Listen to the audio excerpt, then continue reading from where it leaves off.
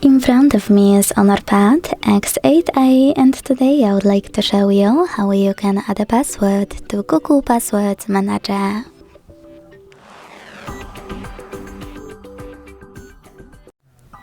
Begin by opening Settings and scrolling all the way down to tap on Google.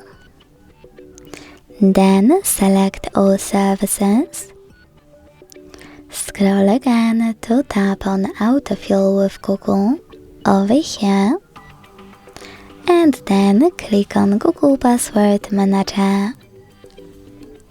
Now select Passwords on the left and tap on Add Password at the top. Finally, input all of those informations.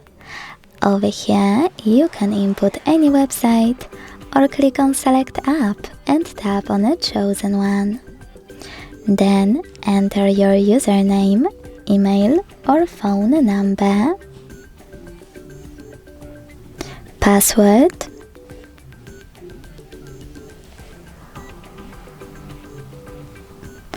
and even take some helpful notes. When you finished, hit save at the top right corner. Thanks so much for watching. If you enjoyed this video, don't forget to leave a like, comment and subscribe. Bye!